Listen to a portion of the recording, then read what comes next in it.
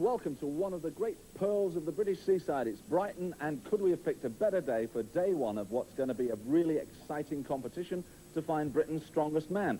And as you can tell, there's a distinct sort of Edwardian flavour about Brighton, and you'll probably see a lot of that during the competition. We're going back to the days when the strongman was really a part of everyday life, and we're going to recreate some of those amazing feats before your very eyes.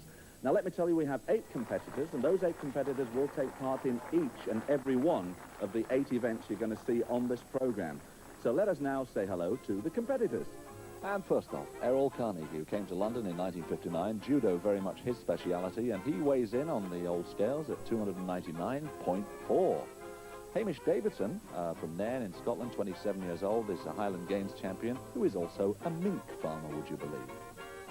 On to Andy Drewiecki, who has been the British heavyweight weightlifting champion for the past 5 years, and he's got a few good Commonwealth titles under his belt as well. Selby Prince, the youngest by far at 20.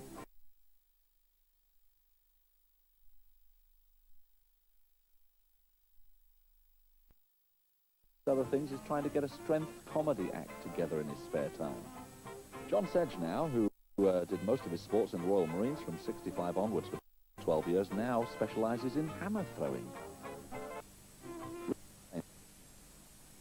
University in California, also was Britain's strongest man in 1980. Alan Taylor now, who is 30 years old, amongst other things, has been wrestling for the last 5 years and now wrestles under the name of the Giant Anaconda. And Peter Welsh, who was born in London, lives in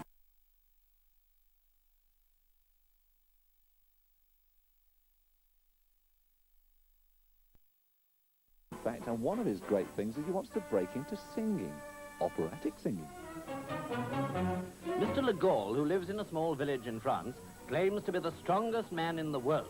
He can hitch his teeth to 4 railway trucks and haul them along the track.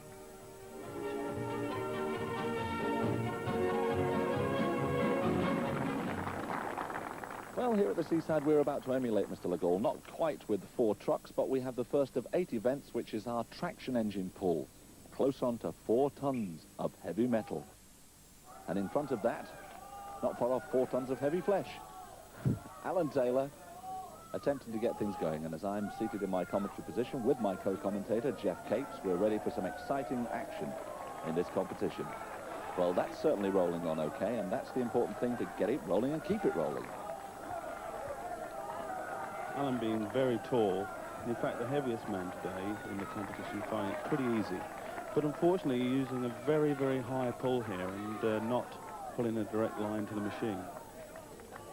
And of course that could prove a bit of a problem for Alan, being up as high as he is, because obviously to lean down as much as you can towards the floor is going to give you a bit better leverage. But having said that, he seems to be doing extremely well. Offline a little bit, but it doesn't matter. I bet that line looks a million miles away to him. There he goes.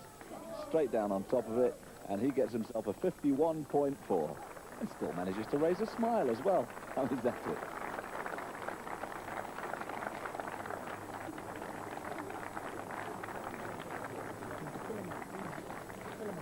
Well, now Alan getting a little bit of expertise from John Sedge, saying fill up your lungs, as we move to Hamish Davidson now. Off the blocks. He's not going to be settling for a 51.4 if I know the way he wants to compete. He's got to keep moving. Hamish using small steps, head low, going for that line. Hamish, in fact, a very underestimated Highland Games athlete, very coordinated and going all the way to that line. Actually, it's amazing because Hamish looks like he could be just out on a Sunday afternoon walking the dog. I mean, it's incredible. Look, short, sharp steps. There's no question he's going to beat that 51.4. And as he gets to the line, doesn't even drop his arms down. He goes into the lead with a very comfortable 40.5.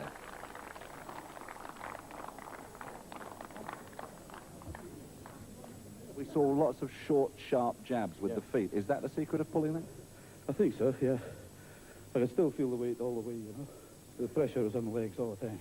I really feel it now. Do you feel confident now at this stage in the game that with 11 seconds leads on Alan that you might have this in the bag? I don't think that's unbeatable. It might be difficult to beat. Well, I can tell you it wasn't all a bed of roses. Look at this. John having a lot of problems here on this occasion. He's not finding traction there with his shoes on the concrete at all. Yeah, John Sedge coming to a dead halt at that point. Andy Drevietsky as well had a few problems. The shoes just couldn't get any grip. Oh, they're useless. I told you, Derek, this morning at breakfast time. Well, yeah, body weight. Mate. Hey, so the buckles off these things, couldn't get any grip. I've got to get the thing going. Well, Andy Drevietsky there complaining about lack of grip, and indeed, that's what happened to Selby Prince here at this point. Selby Prince having all sorts of problems here. His body is in fact far too low to the pull on the engine, and his shoes are not gripping at all. He's not directing his force in one line, and it's going all over the place. Well, now you're going to see something a bit different. The engine motoring along at a fair lick. Well, why is it going that fast? Who's pushing it? Nobody is. My co-commentator Jeff Capes is showing how it should be done. A full load on there, nearly 4 tons, and he's been itching to get involved in this, and there he is having a go. Oh, look at that. That's how you do it, lads.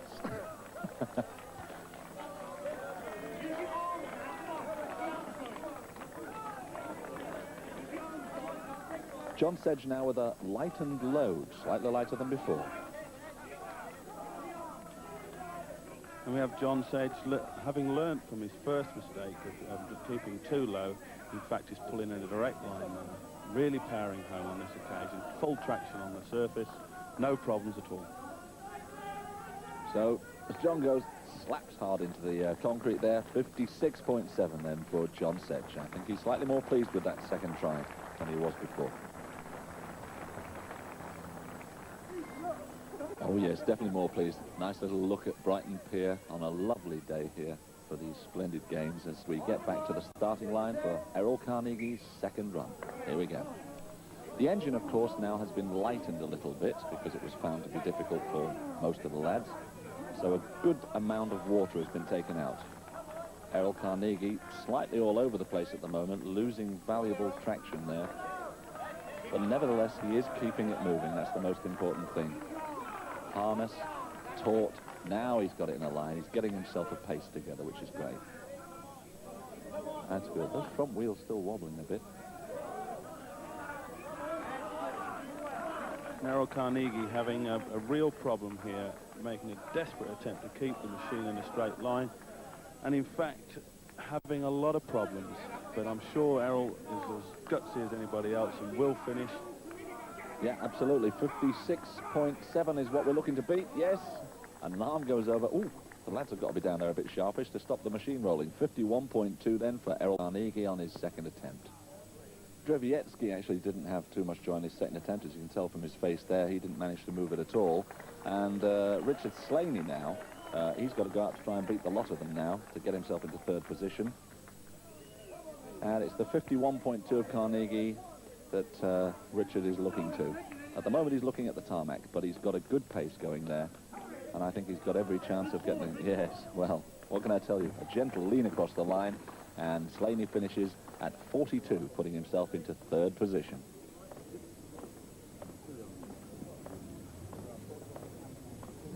Here we go with a look at the scoreboard for the first time. Bearing in mind, of course, that our first two contestants did manage to pull their weights, the original weights, before the load was lightened. They are Hamish Davidson at the top of the table at the moment with 8, and Alan Taylor with 7.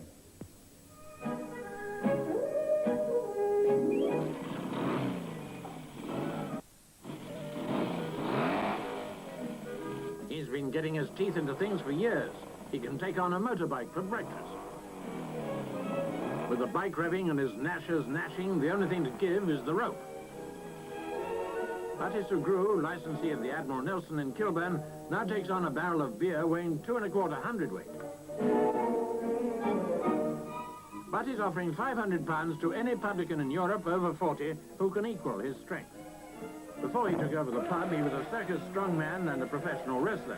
So while he waits for someone to take up his £500 challenge, Batty takes it out on the customers. Charming fella. Okay, we've got more than one barrel, quite a few. We've got man against man, adding a little more spice to a competition in which all 8 take part. Right, in the yellow lane we have Andy Drevietsky. And in the red lane... we have Peter Welsh.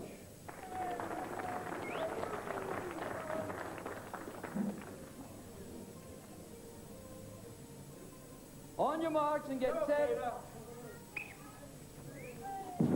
Well, here we go. The barrel lift now. Just a reminder that although they look like little bits of stones they're throwing up there, we're talking about approximately 150 pounds per barrel. That's the weight. 11 gallons of liquid in there. Beer, as a matter of interest, which I'm sure the lads at some point would like to open up and have a drink of. So, the first two in our competition. How are they doing so far, Jeff? They're doing very well, actually. Andy's going great guns, and the problem of lack of oxygen doesn't seem to have affected them yet. But there you go. This Peter's having a little bit of a difficulty here now. Yeah. But they're going very well.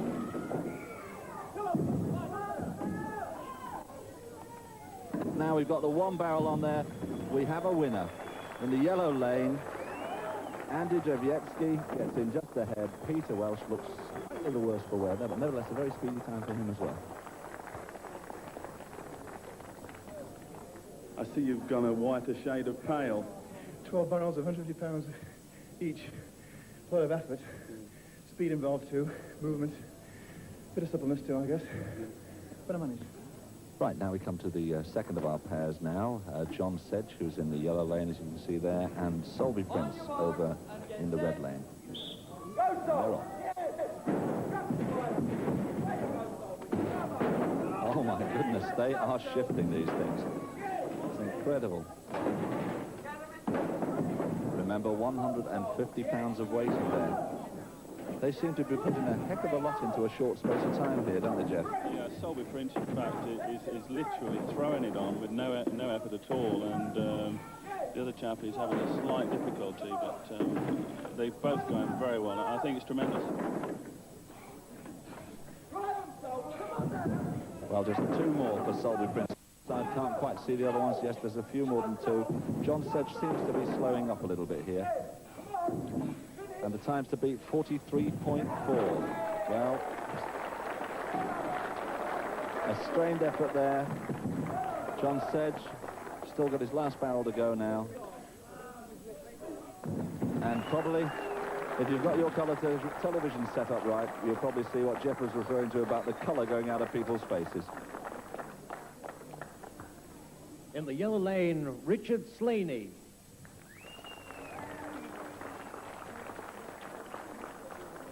And in the red lane, Errol Carnegie.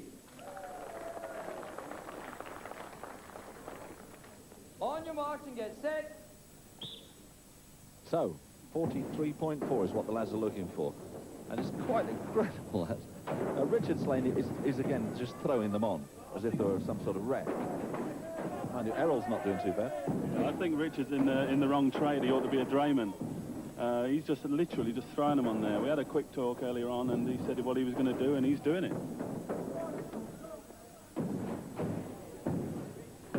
So, Errol Carnegie in the red barrel lane there. He's doing quite well. But visibly, when they get down to the last 4 or 5 barrels, it's definitely a lot more weight for them to deal with. Looks like Richard is going to win here. Look at the time. The time to beat. Oh, he's done it. The time to beat was 43.4. We have a new leader. Slaney gets on on the truck himself, yeah. So Carnegie's last barrel coming up now. A little bit of a struggle, and a 55.5 for Errol Carnegie. So we have a new leader. Now we come to the two, arguably, the men that you must watch tightly now. Alan Taylor, you are second overall in the competition. Have you got any method that you've had in the back of your mind that you'd like to use on these barrels, having seen 6 guys go before you? Well, they're all completely different ways, so I should imagine it's going to be brute strength and ignorance. Really? I'll lend the ignorance, you can have the strength. Okay. We come over to our current leader, Hamish Davidson. How are you feeling at this point? Cramping up in the thighs at the moment. You've got a problem with your thighs? Yeah, since the morning. That pool. I see. So you're going to have to really exercise. I'm a bit worried about it. You're a little bit worried about those. Well, we'll see how they go out during the course of this particular event.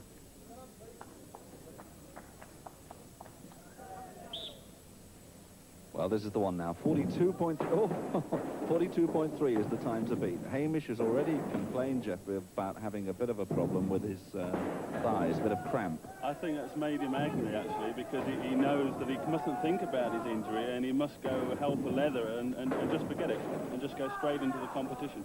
Yeah. So in other words, like most other things in any sport of strength or skill, the more aggravated you become, the more you like to pull out a good time. That is very much so, and I think Hamish is on the way to a very good time at the moment. Well, 33 seconds at this point, and Hamish has got 4 more barrels to go if he can keep that up. It's getting a bit tight now. The 42.3 is gone. So our 2 leaders overall are behind on this particular event. Maybe the strain of the morning's ones. Alan Taylor, oh no, he's dropped the barrel. Oh, what a shame. Oh, that was absolutely incredible. He dropped his barrel at the last second, and that lost him the particular lead in that particular event. So Richard Slaney, with a great effort, gets his 8 points, top of the table on the barrel loading with a 42.3, just beating Andy Drowiecki with the 43.4. And if you look down at the bottom of that table, you'll see that Alan Taylor, although he's got a 53.7, is sort of out of place. Well, the reason for that was because, in fact, he dropped a barrel, which is a little bit illegal. He did pick it up again, and in effect, he's moved down a couple of slots on that chart. And to the current situation, Hamish Davidson, who was at the top of the charts, is still there at the moment. In fact, he's joint number 1 with Richard Slaney, those two having 12 points. Interesting to note that the 2 people who had no points until this point in the programme were Andy Drowiecki, who is now in with 7, and Peter Welsh with 6. Well, now we come to the Dinnie Steen. It might look like a little old rock to you. It is a big old rock, in fact. We should use the plural, really, because there are 2 Dinnie Steens, and they were stones that were sort of originally outside the Potarch Inn in the Valley of Dee, and people used to tether the horses to them. And indeed, one Donald Dinnie, from which the stone takes its name, who was a very great Highland Games athlete, was helping his father to build a new bridge, and there were some planks on one end which needed battening down. So what did Donald do? He just picked up these 2 stones, one weighing 340 pounds, and the other one weighing 435 pounds, one in each hand, and walked them a full 5 yards to plonk them down on the end of the plank. Impossible as it may seem, that did happen. Okay, John. On your marks and get set. John Sedge moves off. And, oh, dear me. Well, there, that was it, because once that stone drops on the floor, touches the floor once, that is it. Errol Carnegie up with the stone, which started in front of his knees there. And in fact, I can tell you now that John Sedge dropped his stone there because it caught his right leg, which must be pretty nasty with this. Errol doing extremely well. It's a 25-meter course, and it's a timed event, and he is going to get there. There's no problem at all. Look at that. Superb. 18.2 seconds across that course of 25 meters.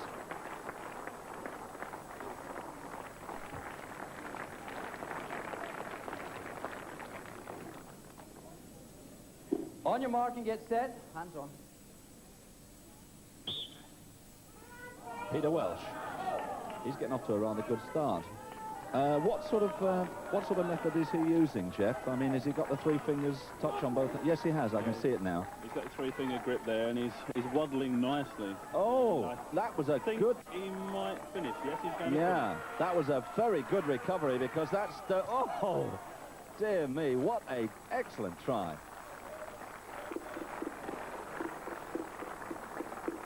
Superb stuff, because the stone went down just within about an inch of the ground. It looked like he was dropping it, but he pulled it back up, got all the strength he needed, and came back with an excellent score of 21.5.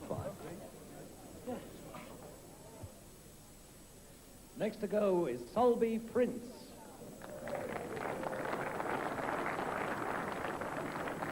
So Sulby Prince moves up to the start line, grips the Dinnie Steen, and seems to be off to a rather rapid start. Well, what about powerlifting, Jeff? Is that going to help him here? He certainly seems to be moving. Yes, I think so. And again, this is a real youngster. Oh, dear, he's dropped it. What a shame. Now that he's limping a little bit there, it may well, the same thing might have happened to him as happened to John Sedge.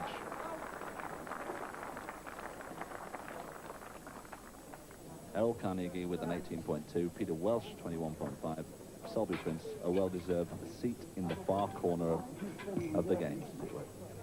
Oh, he's out for the count. No, he isn't anymore. Yes, that's the team doctor there.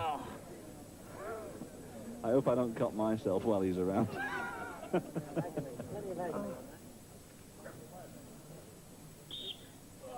So, known to his mates in the ring as the mighty Anaconda, he's not wrestled with anything quite like this before, I suspect, but he's doing very well. Alan Taylor is shifting it slowly but surely. He's faltering a little bit, but that is no mean feat. A very, very good attempt by Alan Taylor. I think there Andy seems to have certainly twisted his ankle. John Sedge is concerned about it too.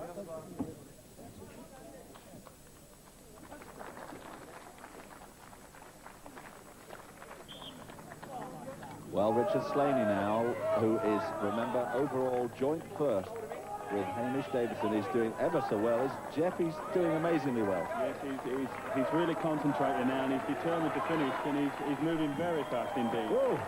And even had the strength to have a little throw there.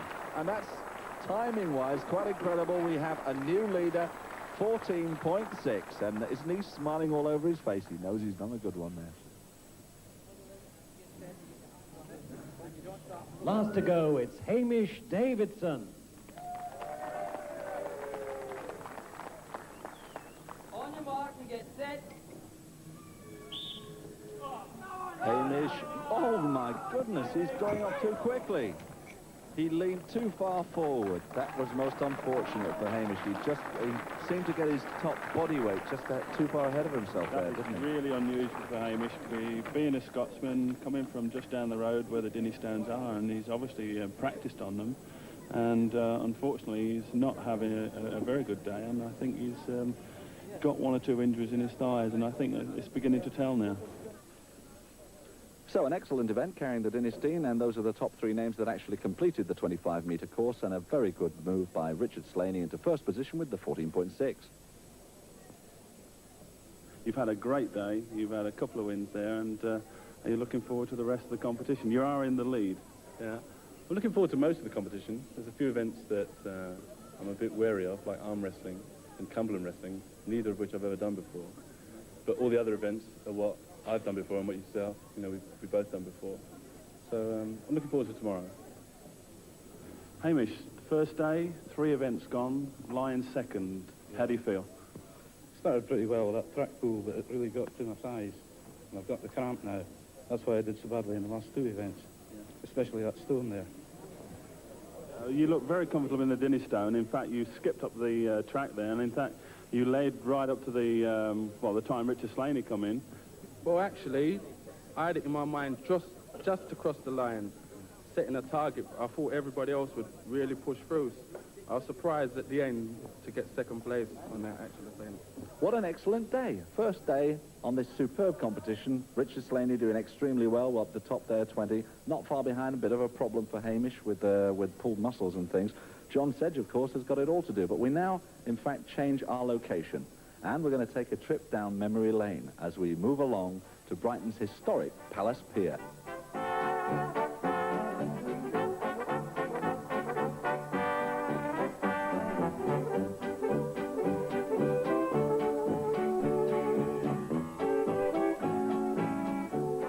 Well, in the modern-day electronic machinery, you don't hear the clatter of old pennies like you do in here. This magnificent museum of the heyday of slot machines is where we visited now, and I suppose the really most important machines are the ones that test your strength. Like, for instance, this one that I've just dropped an old penny in, and I'm going to attempt to beat certain person's 380 with a 440. Not too bad. There are various ways of testing your strength by dropping a penny in. If we go down to the pier, we find that age-old, beautiful machine where you used to look up this great pole, smack down with a mallet, up goes your little thing, and ding-ding at the top, if you're lucky. Then, of course, we can look at the old punch bag. That was one of my favourites. I could never get anywhere with it, and I couldn't work out why the glass never broke. A penny in there, test your strength, and be a man. There was also, incidentally, a gentleman by the name of Zass, who, rather than actually physically punching anybody himself, would offer the general public his stomach at their convenience, and he used to take punches in the stomach and take some heavy ones at that too. And we move closer now to our next item with a gentleman called Apollon. He was a strong man who had an act in the Folies Bergère in which he played a prisoner attempting to escape from a prison cell. And he actually had real steel bars on stage and he used to bend them apart and whack out of them. And incidentally, he had a little wife who was very domineering and gave him plenty of stick. Go! So, here we go with the first bar at 12 millimeters thick, and we have Taylor, Prince, there, Solby Prince, Andy Drevietsky and John Sedge doing their thing. The only way to bend the bar is very quickly, in one swift movement, remembering that when the bar is bent, it heats up, and there's a molecule change. And if you stop and it goes cold, it's nearly impossible to start again. And you can see the strain on faces there as the bars are being brought in. They've got to get into a position where they can fit between those two yellow wooden poles you can see there. Solby Prince is throwing his bar around.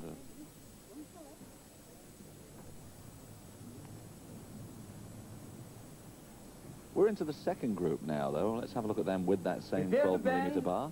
Here we go. Okay.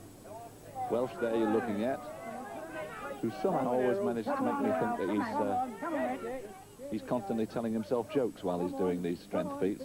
No problems here. Hamish Davidson getting in quite comfortably. Errol Carnegie, a little bit of a problem there for him. Put it round, and this is only the first of what could be quite a few different bars. Errol obviously bending the bar past the required measurement, but having difficulty in maintaining the distance because of the spring. He's having the same sort of problem, obviously, as Solby Prince did in our first group as well. I was watching the monitor, and you squeezed it together, but obviously there was a pain on your neck, and you whipped it off. Well, obviously, I'm really disappointed, Jeff. As you understand, it's hard to keep level head when you're competing on it. You know, you think, I thought I'd bent the bar, and it was squeezing my neck, so I whipped it off. Obviously, I've dropped it on the floor, and it must have opened out again. Also, I got a slight pain from my shoulder, and I didn't feel fancy cutting the blood off to me in case I blacked out and fell in the sea or something. So Solby Prince there, a little bit sad, as we move up to 13.5 millimeters. That is the bar width now, just 3 people left in it. The lads bending the bars quite easily, but again having to contend with the spring. Welsh, no problem there. Look, little smirk on his face. Hamish as well. All 3 through.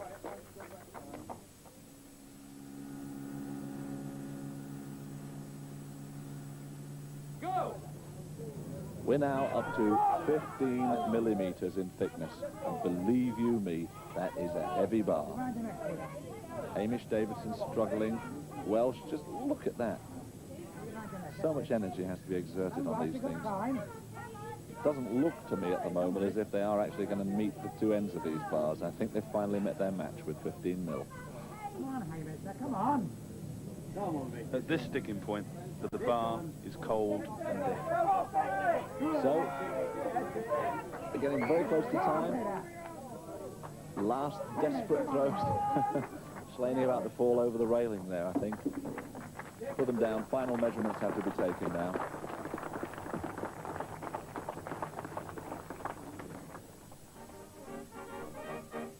Another win for Richard Slaney. Davidson still putting the pressure on in second place. I'm surprised to see a powerlifter such as Solby Prince's calibre only finishing with 3 points.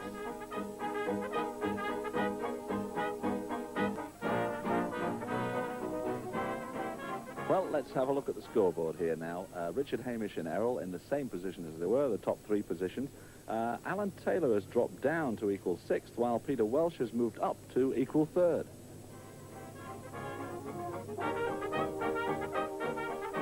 Traditionally, lifting has been the definitive strength test. In fact, since the Middle Ages, troubadours and showmen have travelled throughout Europe performing great feats of strength. Dumbbells and barbells of various shapes, sizes and design were used for these challenges. And such champions as Professor Attila became really famous and set the lifting wheels into motion by passing on their skills to pupils. For instance, Attila taught Sandow, another famous lifter, who in turn gave the benefit of his knowledge to my namesake, W.L. Travis. And if you look at what Mr. Travis is doing there, you would probably quite rightly imagine that I must be descended from him, because I do daft things like that too. Well, gradually, weightlifting moved out of the circus and stage to become better known as a new sport. And as we can see in this 1904 print, it was getting really organized. As better equipment was developed, the old globes became collectors and museum pieces.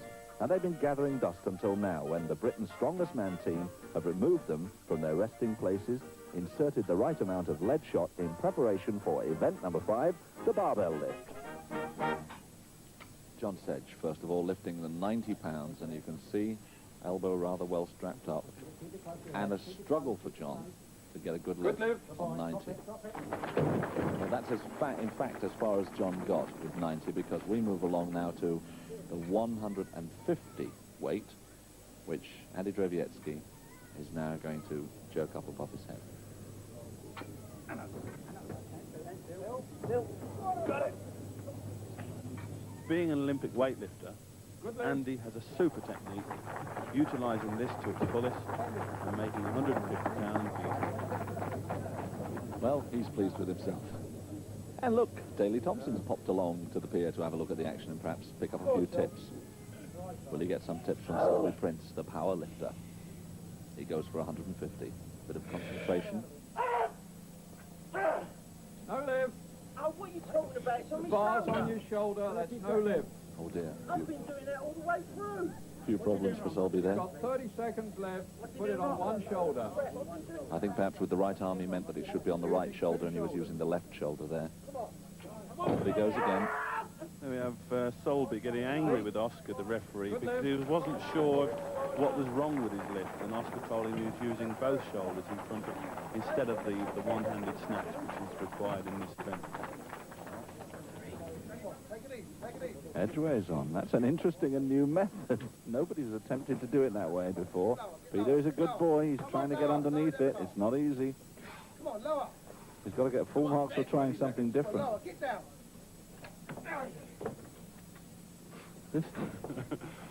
That's going to go... He's now got to get his hand back in the centre. He can't possibly lift it from that angle. I mean, he can't hope to. No, Peter, a look of slight despair on his face. 20 seconds left. Well, I think, David, he's intending to have another go. He's intending to have another go. He's getting really aggressive. Oh, he is getting a... Oh, he is going to snatch this thing. He's getting really annoyed. Oh, I don't think he quite made it. He really was aggressive. It was quite ridiculous. There was a distinct sort of sway, one way with the head and arms and a different way with the legs. Were you aware of that as you did that, Paul? I was aware of it, but I think there was a strong gust of wind at the time, so I think that was more or less what put me off there. You are serious? Very serious, yeah. Oh, good. The bar now at 170 pounds.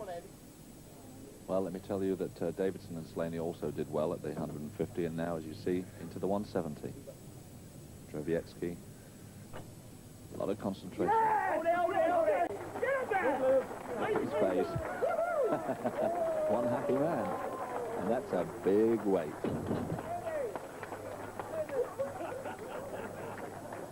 These boys really enjoying the competition. But as much fun as it looks, they do take it very, very seriously. Selby Prince for you now at 170. Selby Prince now getting very aggressive, typical of a weightlifter in the powerlifting circles. So here we go.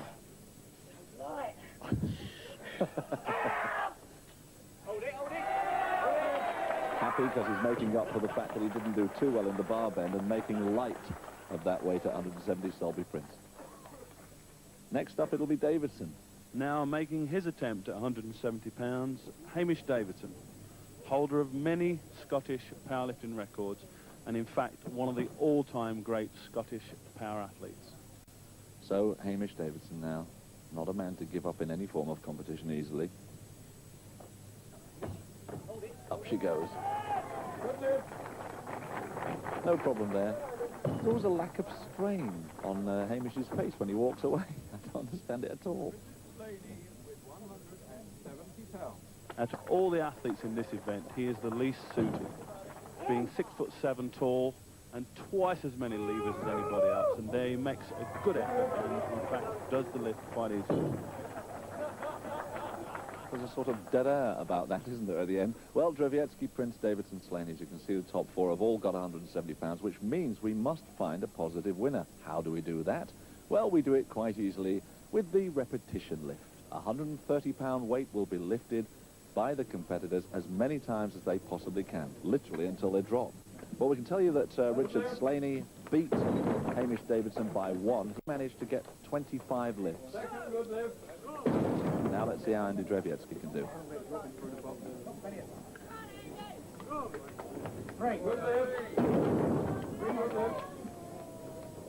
We're not at all sure about the strength of this pier now. It is an old one after all. And Andy coming up to his 21st lift, looking somewhat worse for wear, but being the competitor he is, I'm sure he'll go a lot further yet. Yes, I'm sure he will as well, because he's got 25 to beat yet from Richard Slaney. 22. There's 22. The pier taking a heck of a hammering at the moment, every time that weight drops down there. And remind you, that's 130 pounds that's being thrown up and down. Selby Prince there waiting patiently. He's next on. 35. Well, as you can see, Richard Slaney's total has well been passed now at 35. 36. And there we have a total of 36 for Andy, setting an unbelievable target for Selby Prince. Well, we knew Selby was going to be a hot competitor when it came to any strength events, and here he is coming up to number 30. 30. Selby lacking in finesse, making up with brute strength. 32. Andy's done 36. Andy Drevietsky's at 36, so we got Selby doing now 4 to beat, and he knows 34. he's going to town now. 35. I mean, that ankle's got 36. 36, that equals it. That equaled Andy Drevietsky's record, so we're going to go one more. Are we going to have one more out of Selby? 37. There we go, one past Andy. 38.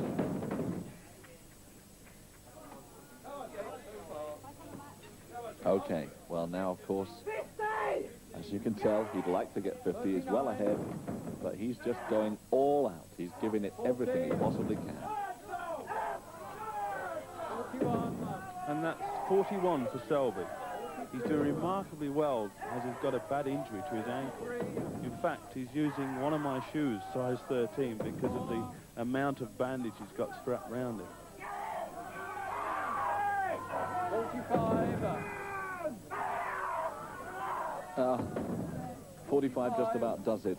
And there, from sheer exhaustion, Selby Prince goes down. And the doctor, who earlier on was patting him on the stomach in a friendly manner, of course, means business. He's here, he knows all about how to look after these lads.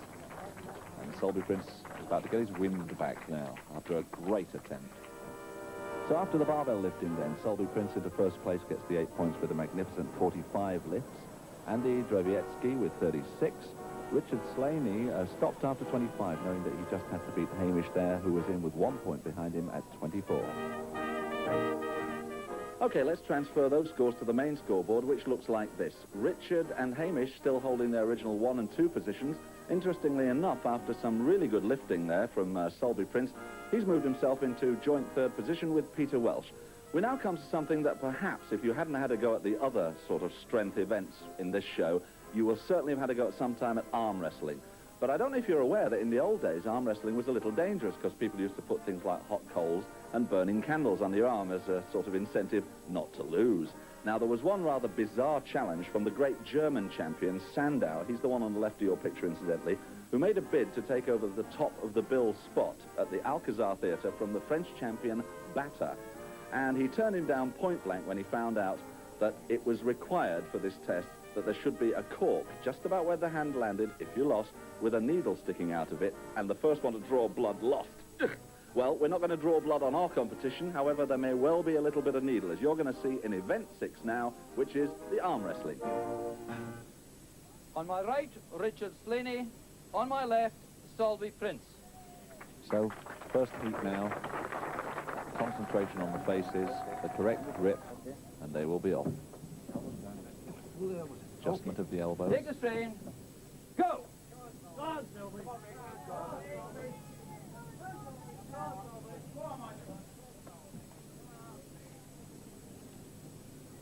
Richard's got the better leverage on this occasion, but think Selby is going to use as much power as he can. But, white knuckles there. yeah. It's going to be hard. It's going to be very hard. He's not there yet. No, Richard will hold him in that position. There's a lot of effort expelled in this exercise. I mean, people might just think it's so easy, but I can tell you from experience, painful experience, that it's not.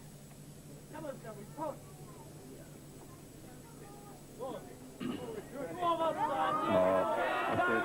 That's it.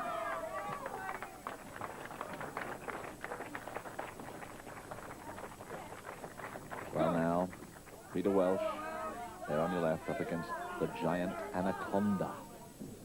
And I wonder how many of you fellas watching have been thinking to yourselves, ooh, I bet I could sort him out on the table. Look, Alan's even got time for a giggle. He's a real giggler, Alan. He's incredible. He bursts into a smile at the slightest provocation, even in the middle of a competition, which I think is great. Yeah, I think Look at him. He's really going. creates light-heartedness, but again, If they both go, it'll be terrible. thinking a little bit, I think laughing about a little bit, I think protects what is in fact going on underneath, and I'm sure it's no easy task out there. Down.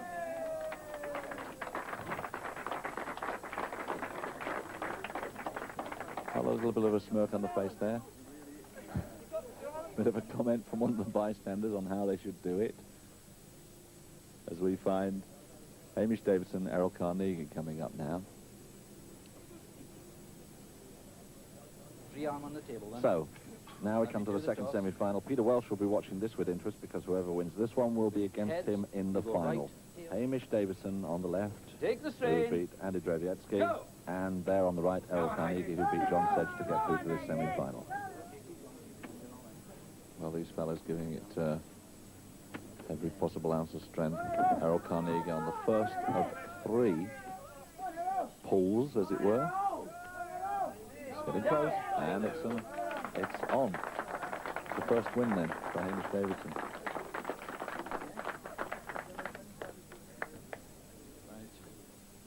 I've only ever tried this myself in a pub a couple of times, and it does me in. I don't know how these guys keep it up. Take the strain. Arm swap now. Oh! Wow. That was over rather quickly. And Hamish winning that one very easily, and obviously Errol is hurt, blasting his shoulder. And I hope he's not injured too badly. And now we have the good arm, so to speak. And I'm sure Errol and Hamish will give it their best shot. So, this is the big one. Oh, look at the sheer power that Errol Carnegie is putting into this. 2 shades of purple and white on Hamish's arm there, and it looks like it's all over here. That last couple of inches again, the strain is showing. A little bit of elbow lift there. Yeah, but Hamish is lifting his elbow too at this point as well, so I suppose with that amount of strength going, the bit is allowed on both sides. He's got to get that wrist bone down, and he does it.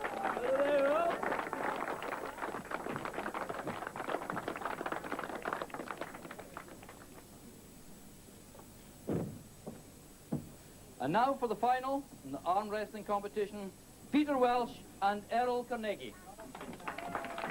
So here they come. This is the big one now. Peter Welsh done ever so well. Good shake of the hands. Errol Carnegie on the right, Peter Welsh on the left. And on my left, Errol Carnegie. Well, this should be good. We will now, we're getting used to the sight of Errol with his eyes closed, gazing heavenwards. Take the strain. Go!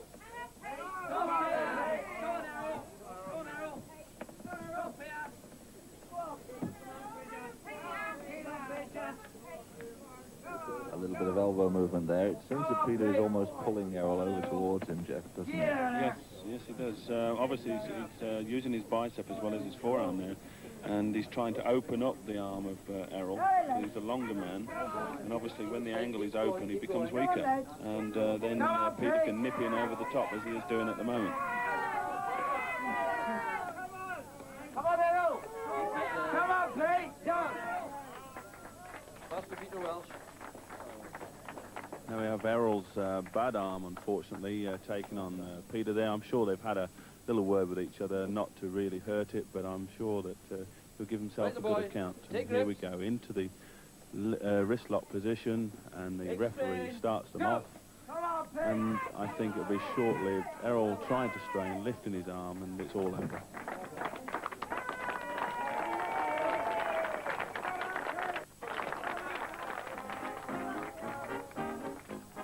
So there's the state of play after a really exciting arm wrestling match. Peter Welsh, the lighter man, or certainly one of the lighter men there at the top of the tree with 8 points. Errol Carnegie with his wonderful way of closing eyes and meditating, getting in second place. And possibly the two favourites for this, Hamish Davidson and Richard Slaney, down in equal third with 6 points.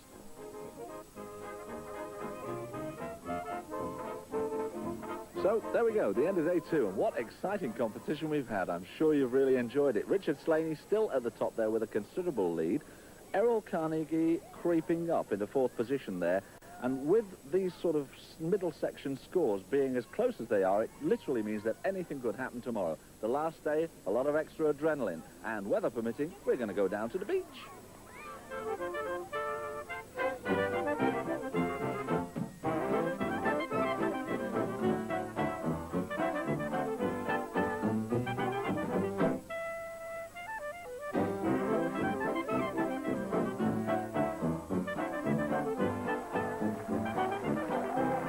Well, lots of smiling faces down here on the beach. We wanted good weather, and my goodness, we got it.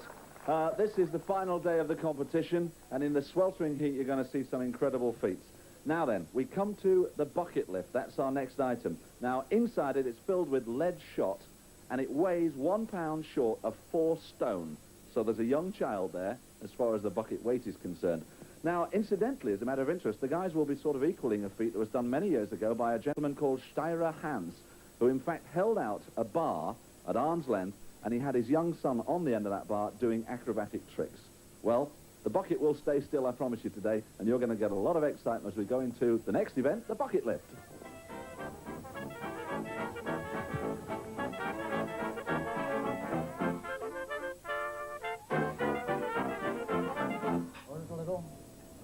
Go! Now then, the time to go for there, 29.5, which I think, providing Andy does not foul by taking his backside off the backboard, he should really get through without too much of a problem. Keep your shoulders back. As you're watching that at home, just remember, it's equivalent to holding a young boy, 4 stone, out at arm's length. Look at the body starting to quiver there. Is there any breathing technique, Jeff, for this sort of thing? Yeah, again, we've got this lack of oxygen depth in the lungs, and they have this tendency to block off Yes. the throat and the mouth, and there's no air getting in there. Oh. As you can see, he's beginning to really concentrate and tremble now. Oh, incredible. What a great time. 45. That's the new one to beat from Andrew Drevietsky. Is it very difficult to actually keep your backside against that board? Because there must be a terrible temptation to throw your hips The forward. problem is to counterlever the weight, and you have to have it. The weight tends to bring you forward, and you've got to counterlever it by holding your back against the board. It tends to pull you away, so you've got to keep backing into the board. That's the problem. So anybody here to beat you? I think everybody. Well done, Andy. Solby Prince. Round here. You want to keep your hat on? So Solby Prince there has decided to purchase himself a hat from somewhere down on Brighton front. And is this some sort of secret technique, Jeff, to keep the shade off the face? Will it help him at all? I think it should keep him a little bit cooler, and the sun at this stage is now right above the competitors, and I think it'll do him a lot of favours. Well, 45 seconds is what Solby has got to beat now. Lower, lower, lower, lower. Quarter inch. Go! And the clock starts. The sheer concentration is quite incredible.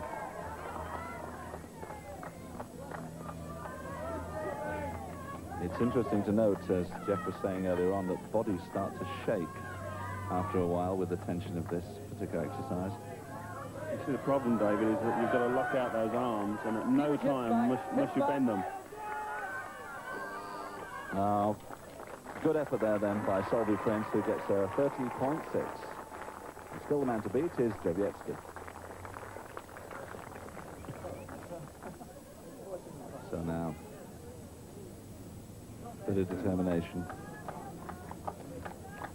I'm not sure if in the background I heard the voice of Pete's wife, who's around with him here today, because she certainly spurred him on to relift that Dinnie stone when he nearly dropped it before. He's got a lot going for himself. Just before this, David, Peter went to have a little dip to cool him down. He said it stuns him into action. We'll see if that really... Oh, what a good effort, though. 32.4, Peter Welsh. And a big smile, as always, at the end of the event, which is super. And our time for Peter Welsh, 32.4 seconds. So, Errol Carnegie then, into his concentration. Errol, of course, is a big judo man, and in fact, I'm sure he's looking forward to the final event, it's the Cumberland Wrestling, but for now, he's got to keep that bucket up.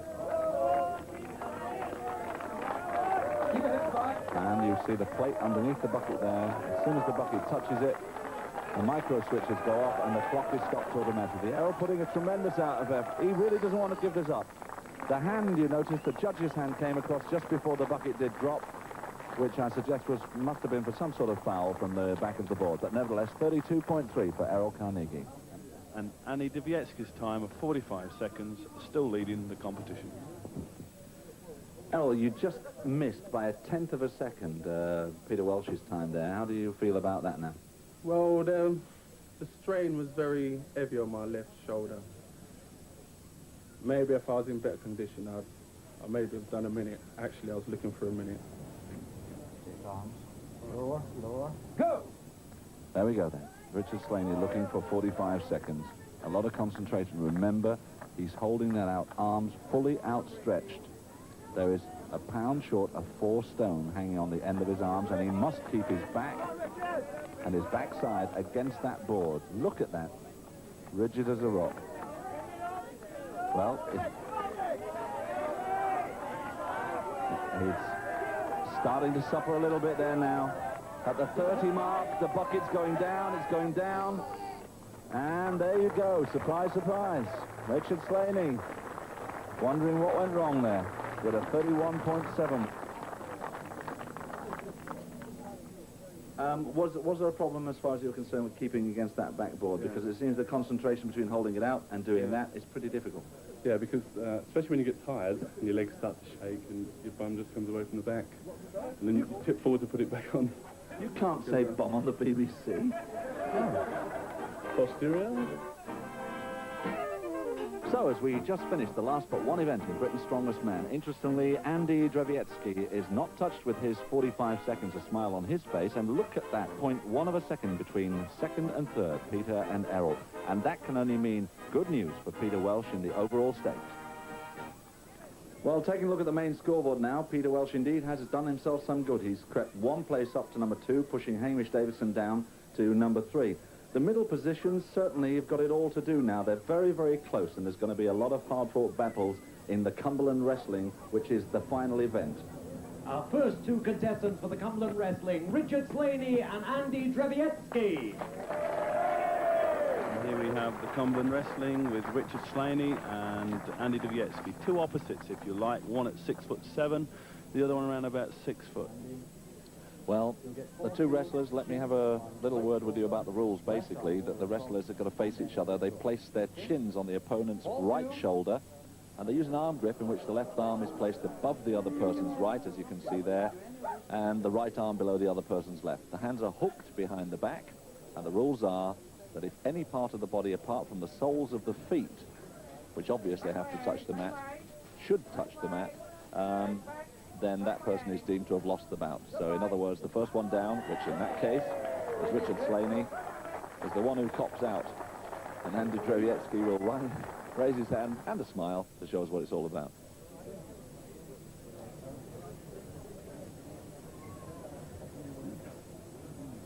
So Andy Drevietsky will be looking forward to wrestling one of these two gentlemen that you can see on this stage now. John Sedge on the left, shaking hands with Errol Carnegie. The last semi-final. Go!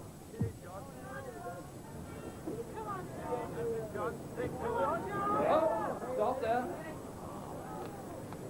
John Sedge. Well, John Sedge has gone through, obviously, there. There was a problem. Errol must have let go of his grip at the back for some reason. And John Sedge goes through to meet Andy Drevietsky. What an interesting turn-up for the book. John, very well done. I must confess, after you've had a bit of a struggle in some of the events, and now you come up against Errol Carnegie, who is, by definition, a good man on the mat, as it were, and suddenly you find yourself thrown into the final. How are you feeling about that? Well, I'm pleased. It's about time I got somewhere in this competition, you know. I've done a bit of amateur wrestling, you know, and it's helped me, well, to film matches underneath you. And now to decide third and fourth placings, Hamish Davidson and Errol Carnegie. So, third and fourth place now. This is the battle between, on your left, Errol Carnegie and Hamish Davidson on your right. Errol Carnegie, of course, will be feeling a little disjointed after the last bout, so perhaps that'll give him that added surge he needs here to make sure he at least comes in third. He's not going to give up his... Oh, there's a lot of fast footwork from two very heavy men. Good stuff, yes. Down goes Hamish. Errol Carnegie pleased with that. Disappointed, obviously, about not getting to the final, but certainly pleased that he's managed to put Hamish on his back. So, as we move towards the rostrum for the final of this last event in Britain's Strongest Man, there should be something to watch. On the right there, John Sedge shaking hands with our adjudicator. John, of course, still suffering from a pretty bad right elbow, and he's up against Andy Drevietsky. Two men will be fighting hard, perhaps for different reasons, but it certainly should be a tough bout, this one. Any ideas on a winner here, Jeff, before it actually kicks off? I'm not going to make any predictions here, David. It could be a good, tough fight here. Well, getting out towards the edge of the mat, where, of course, it could be dangerous for either wrestler to fall. Trying to keep it now the middle. Now, there's a height advantage here for John Sedge. His arm doesn't seem to be bothering him too much at this point. That surge of energy he needs to win something here in this particular competition. He could have... No, I think John hit the ground first there.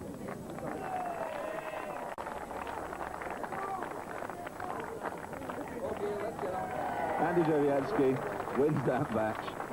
John Sedge comes in second place on that, and Richard Slaney, who of course now, as you've worked out from the scores, waiting to congratulate the two wrestlers, he is of course our overall winner. And there we have it with the Cumberland Wrestling results. A fine win by Andy Drevietsky with 8 points, and in fact a very surprising last place by Alan Taylor, who's in fact the giant anaconda from the wrestling scene, with only 1 point. Well, there we go, ladies and gentlemen. At one time, I used to think I was tall till I got in amongst this lot. And I can tell you, these 8 fellas have provided us with some excellent competitiveness over 3 beautiful days here in Brighton. And, of course, the winner, Britain's Strongest Man. Can we hear it for Richard Slaney? And we bring on to present the prize the Vice Chairman of British Meat. We welcome David Parker.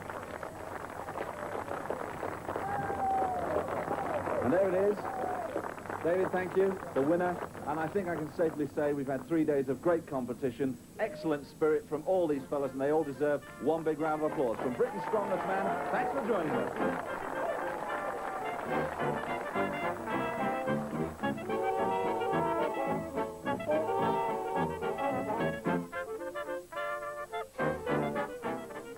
The contest to find the world's strongest man will be shown at the beginning of next month.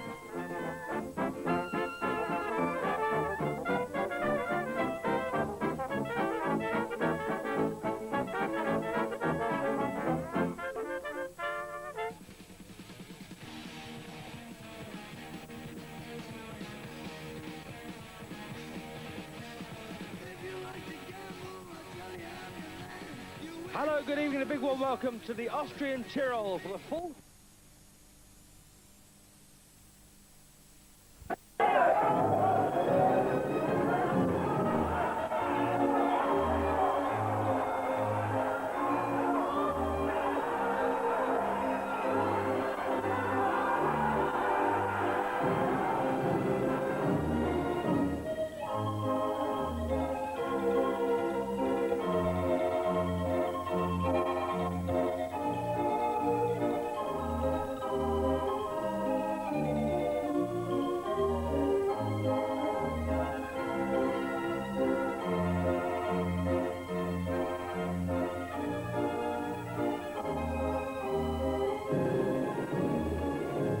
Welcome to sunny downtown Amsterdam. That's the famous Skinny Bridge in the heart of the Old Quarter, and we're here for one of the most unusual events in the whole European athletic calendar, a competition to find Europe's strongest man. And believe me, it's no competition for 19-stone weaklings. We've got 8 challengers drawn from 6 countries, all of them men of enormous physique with legs like telegraph poles and chests like a barn door. Literally, when they come through a doorway, the room suddenly goes darker. The extraordinary thing is that even these men of steel can be reduced to near exhaustion in about a minute and a half flat by some of the events they have to compete in. Lifting logs, bending steel bars, towing a 7.5-ton truck, loading 10 155-pound barrels onto a trailer. Indeed, that one's a real killer. But let's go straight to the action. Let's meet the 8 competitors.